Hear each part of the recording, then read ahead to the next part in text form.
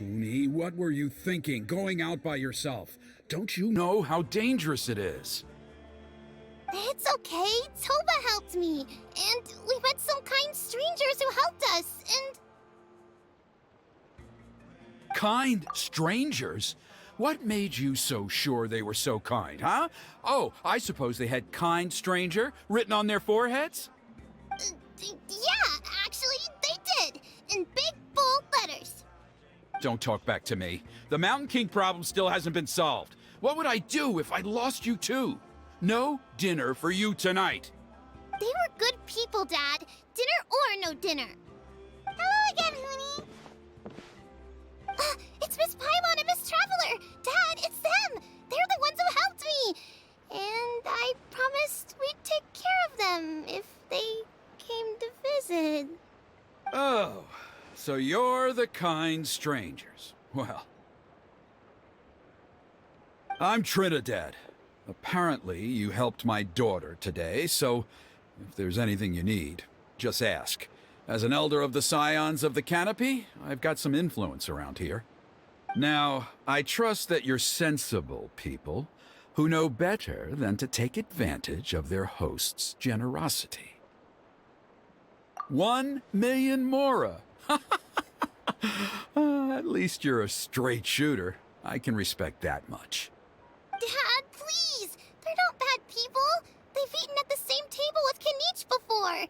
Be nice to them! Kanich? Wait! I heard that 2 mysterious travelers from afar showed up at the Stadium of the Sacred Flame. Are they you? And Paimon's the other! I do apologize. A lot's been going on in our tribe lately, and I suppose the pressure must be getting to me. I can't believe I was so rude to you. I feel ashamed. We got off on the wrong foot. Can we, start over? Oh, now we're talking! Seriously though, don't worry about it. Already forgotten. We're just happy to see Huni got home safe and sound. Oh, you just arrived, I take it, and it would be my honor to give you a hero's welcome tonight. Careful now, that's quite an about face. We've heard that kind of thing can lead to spontaneous combustion around these parts.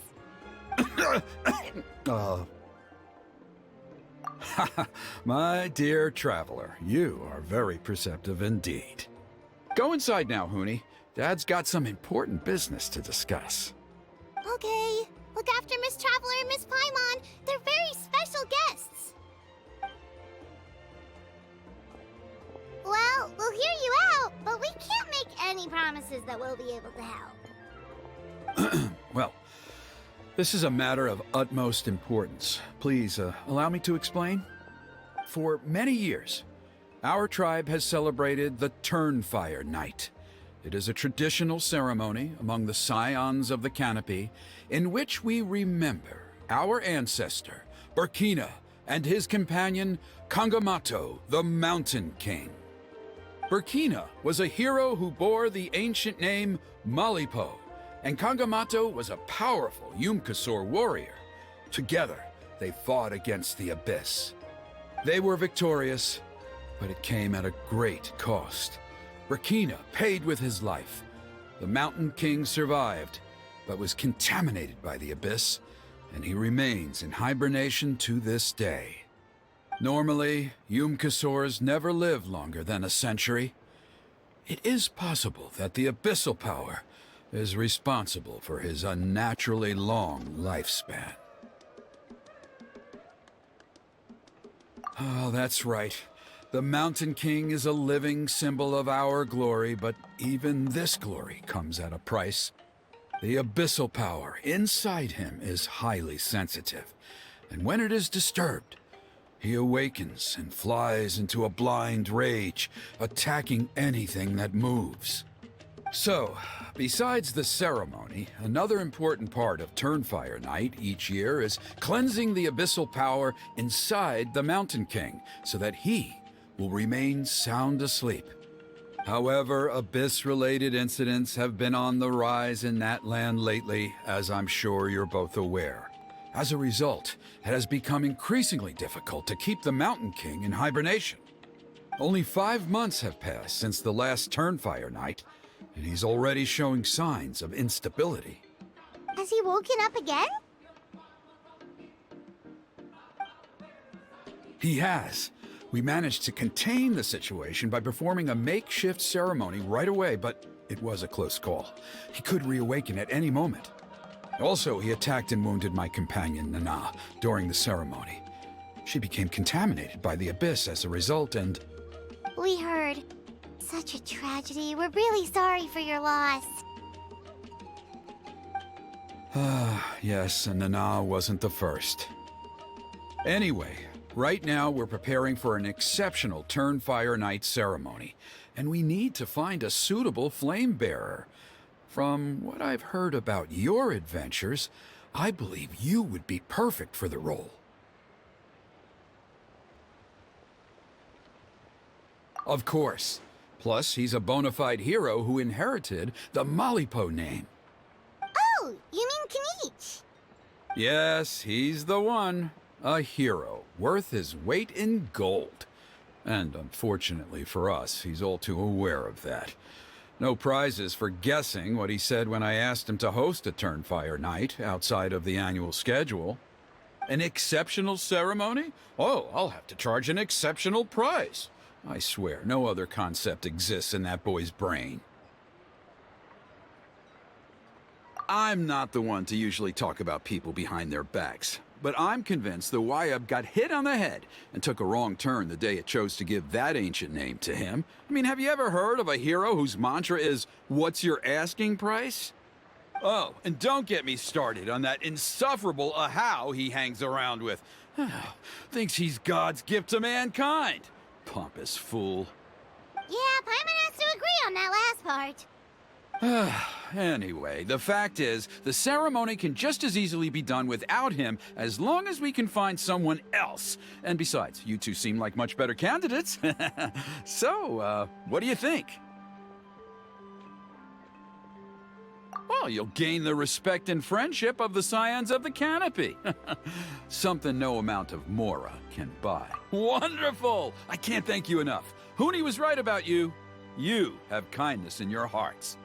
Come with me to the other side of the mountain. I'll bring you up to speed on each step of the ceremony. As experienced warriors, I'm sure you'll pick it up in no time.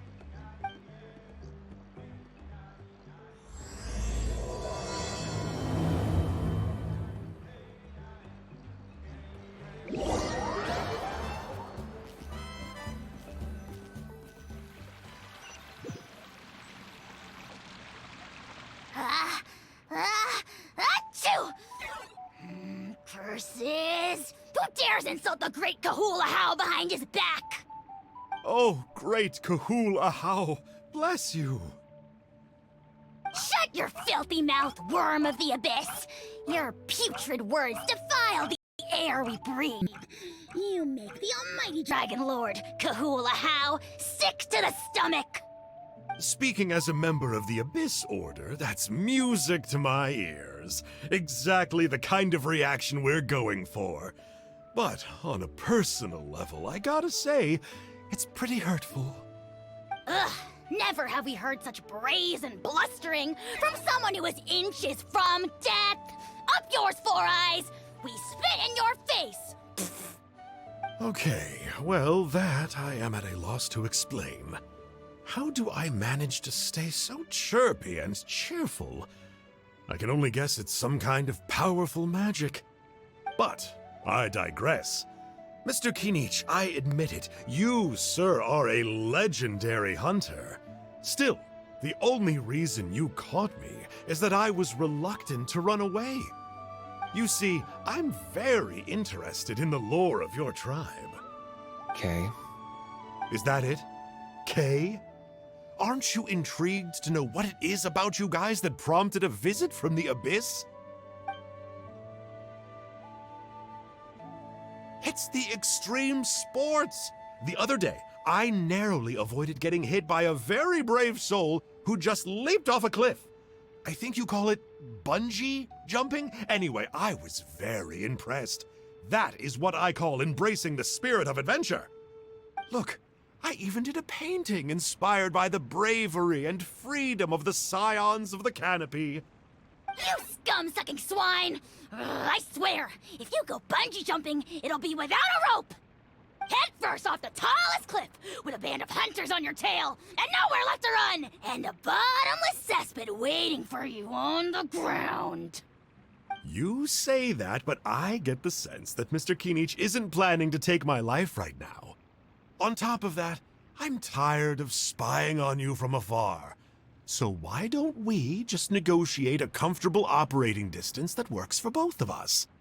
I've heard that the most important thing in human relationships is to respect each other's boundaries. What do you say, Mr. Kinich? Or you could tell me what it is you're really after. What? And then I'll name my price.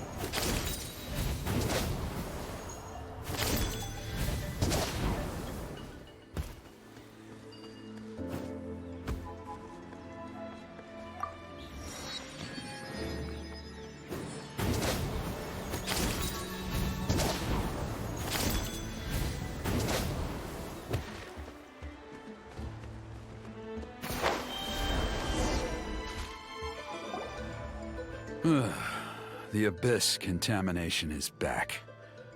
No surprise. See those torches over there?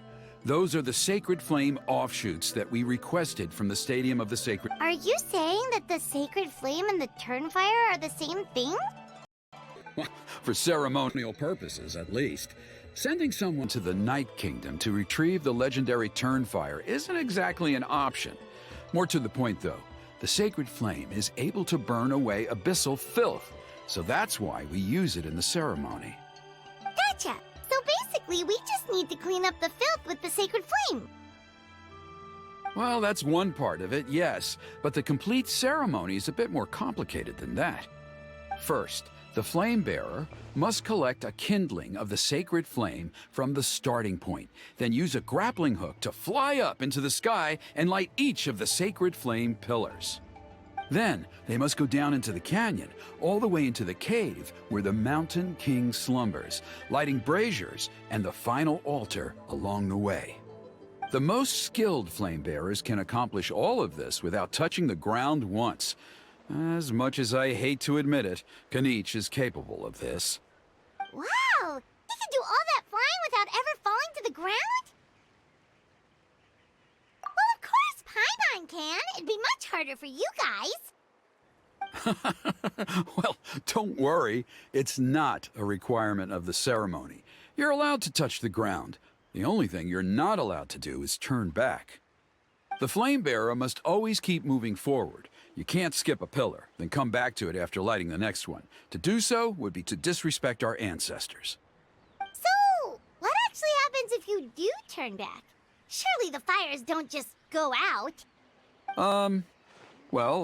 If you're not careful, you might get burned. What about today then? Does the same rule apply? Oh no, don't worry. Today is just a practice. The order doesn't matter.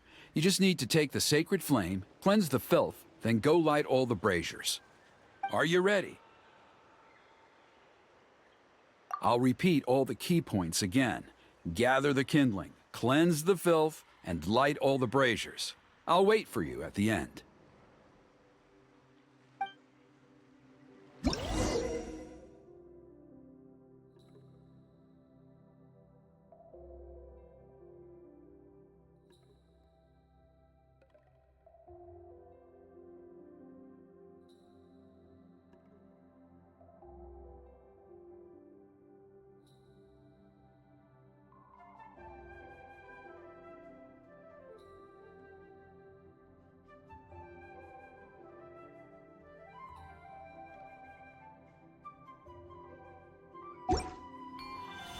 What they say is true. You have to see the world for yourself to appreciate how beautiful it is. Alright, let's use this kindling to complete our mission. There's abyssal filth over there. Let's burn it away with the sacred flame.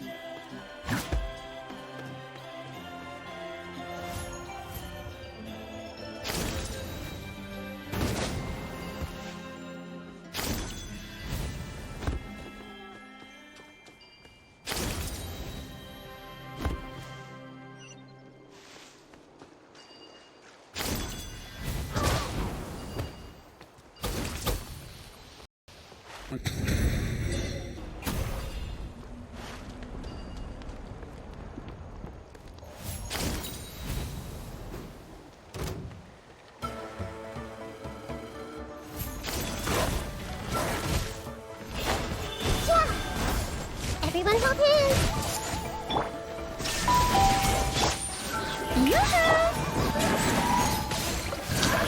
Thank you Bang Alec following ya, thank you.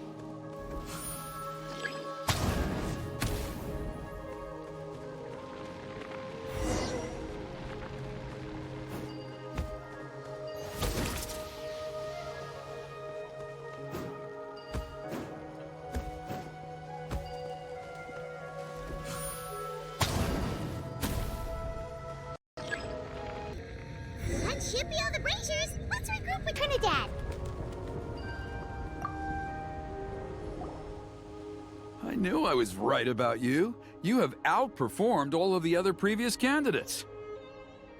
If there was an ancient name for outstanding flame bearers... Yeah, although it would probably take Paimon quite a bit longer. All right, now there's still a few days left until the ceremony, and I should probably get back so I can inform the chief and the other elders that I have found the flame bearer we need. Oh, you mean they've still got to sign off on it? Some of them are still hoping we can come to an agreement with Kanich, but that's only because they haven't seen you in action. Still, I'm the one responsible for securing a flame bearer, and my recommendation is you. Just for Paimon's own peace of mind, are you sure it's not going to be a problem having Outlanders take on such an important role in your ceremony? See that place over there? There was a time, long before the age of Burkina and the Mountain King, when we, Scions of the Canopy, called that our home. After a period of upheaval, our ancestors were forced to move away. Now, it has become a place where our youths go to develop courage and kindle a spirit of adventure. If we fail to keep the threat posed by the Mountain King at bay, it might not be long before we have to move again and find a new home. So, to answer your question, I think everyone will agree that you are the right choice. Fair enough. Desperate times call for desperate measures. I'll need you to drop by my place at some point before the ceremony, if that's all right. There are still a few final details that we need to discuss. Okay, see you later then. You have my gratitude.